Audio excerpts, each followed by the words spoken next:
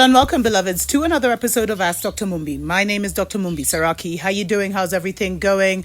I really do pray that you are well in all your ways and that you're moving into living life truly on your own terms, in your own story, in your own perspective, beloveds, because that's what this season and time requires of us. And it's just the most amazing journey you could ever embark on, the journey of knowing thyself. We've been talking a lot about the power of our words. I did a series where I've started these series about prayer because I've gotten so many questions from people about, when should they pray? Why should they pray? How should they pray? What should they pray about? And really, I can see that they're asking with the utmost genuineness. So I thought I'd just do a series on this because we must realize how much power our words have. And, even if you don't see it, you have to add lend your voice, as they say. There's a reason they say that, to the voices around the world that are chanting down Babylon, that are praying for a new day, that are calling forth, a new heaven on earth, a new golden age for the golden race, that are calling in the reinforcements of our ancestors. I'm telling you, they're here, beloveds. They're here. Thank you to every single person that has supported us on Patreon and send us love donations through PayPal. We absolutely love you so much. We wouldn't be able to do this show without you. Go ahead and consider joining. That's where we're doing more of our news because we're not doing news anymore right now. Just special shout out, Kimberly Jackson. Hey, family in Los Angeles. Cirelda Jackson. Whoa, love it. Zenzi Sewa, thank you so much for your support, beloveds. Beverly Language Services, and Sterling Simmons, and all your words. Give thanks. Sending all love. Thank you so much for enabling us to continue to do what we need to do. So when should we pray?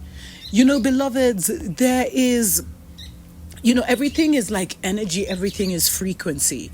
And so there is a reason why they call the hours of 3 a.m., the witching hour, when the witches go out and do their little magic. Or you'll see a lot of prayer warriors wake up at 3 or 4 a.m. But one thing that happens naturally is that when you start the awakening process, you will naturally start to wake up either at midnight, at 3 a.m., at 4 a.m., at 5 a.m., but it will usually be at consistently the same time. And most of the times, if you don't know what you should be doing at that time, you'll just immediately fall back to sleep, or you'll go get a drink, drink some water, maybe relieve your body, and then, go back to sleep. But that is the most powerful time, you see, because during the day when the sun is shining, there's so much going on. That's when the simulation is in full effect, beloveds. And there's so much manipulation that's happening. There's so much feedback, and there's millions of people's thoughts just whizzing around. If you think every single human has about 60 to 70,000 thoughts a day, and then you even think a nation can have 40 million people, imagine the frequencies going around and how people are lending their frequencies to different ideas and agendas without even knowing what they're doing. So that really, you can pray at that time during the day, but it doesn't really have power just because there's so much static. So it's like, the lines are jammed. I don't know how else to put it, literally. And so most of the time, beloveds, the best time to pray is in the middle of the night. And in fact, you have to get into the routine of waking up before, at the crack of dawn, waking up at a time before anyone else, so that you can set the intentions and agenda for your day. And so that your agenda, your day isn't hijacked by the mainstream agenda, by the distractions of your friends, etc., etc. Because there's so much that Babylon is doing right now to claim your day before you even claim it. So it's a really good habit to wake up and, pray, chant, just have an even 30, you can start with 10 minutes, because maybe some people will be like, whoa, 3 a.m. But, usually you'll find you can't sleep. And then pray in the way that chant in the way that And I always say, prayer is a conversation, beloveds. And because we're always, the religious psychosis teaches you to beg, oh, give me this, oh, give me that, oh, make this happen. They don't teach you that you're a creator, and you can call it and even be grateful that it's already here, because once you think it, it must come. But there's so much that makes your thoughts waver, where you go from thinking it, then thinking it's impossible, etc., etc.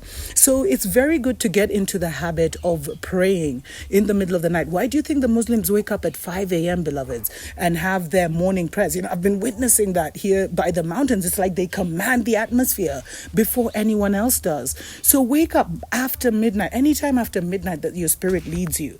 That is the best time for you to wake up and make your declarations. You may want to prepare your declarations or your prayer list or your intentions, and then spend that hour or half an hour giving thanks that this is coming into your life. Giving thanks that that is coming into your life, etc., etc. I am going to do a prayer on what you should pray about. But when you pray at that time and then really allow yourself to sit in silence and listen to the answers, because there will be an answer, you can now, you can now, like, it's so powerful. You renew your spirit with that. You renew your mind.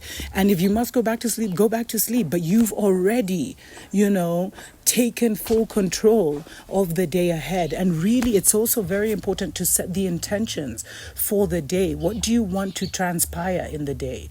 And it doesn't have to be what you think. I used to do, for me, I'm a very mental person, so I write a lot, etc., etc. So I started actually with just writing my intentions about the following day, because my faith wasn't strong enough to be like, I'm going to get $1 million and know that it's going to come to me within 30 days. That kind of thing. Like, my faith wasn't that strong. So I just started, tomorrow I'm going to do this, I'm going to do that, I'm going to do this. And then as I continued that, I just got into that practice. I'd wake up at like 3 a.m. and write my list of 10 things. And as I continued that, beloveds, as I continued that, it now became where in certain days, the Spirit would lead me to write something totally different, Babylon will fall, or just certain intentions for governments, for presidents, etc., etc. And I would just write them down, and they would become my daily intention. And so I got into this, and now that whole process has expanded. Usually I'd wake up like 15 minutes, and then I'd go back to sleep. But the whole process has expanded, and that is one of the best things. All I can say is, beloveds, it's nice to spend most of your, the day time should be spent resting, relaxing, and maybe doing you working for yourself. Now, this is the ideal when you're awakened and off grid. But we must learn, especially if you're still in Babylon and working a 9 to 5, then you must get in the habit of waking up before, in the middle of the night, and setting your intentions. This is the quickest and only way out of the Babylon system, beloveds. Set your intentions. Wake up and pray how you know to now. And pray to the Most High. All I say is take out the Babylon characters, the religious psychosis characters. Pray to the Most High Creator, the source of all life. And eventually, that spirit, that's the higher spirit, it will carry you into deeper and deeper understanding. But learn to really get connected with the nightlife, beloveds.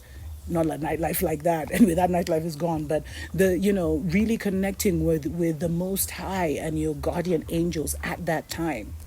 For some of you, even just sitting and automatically writing or having that silent inner conversation will do you so much good. Let me know if this resonated, and if you have any more advice about when to pray. I mean, you should pray when you need to pray. When you need to call on the Most High, call on the Most High. When you need to pray for protection, pray for protection. But in your daily routine of life, learn to pray in those hours where the majority of people are offline, from midnight to like 5 a.m. Until next time. Tuko pamoja.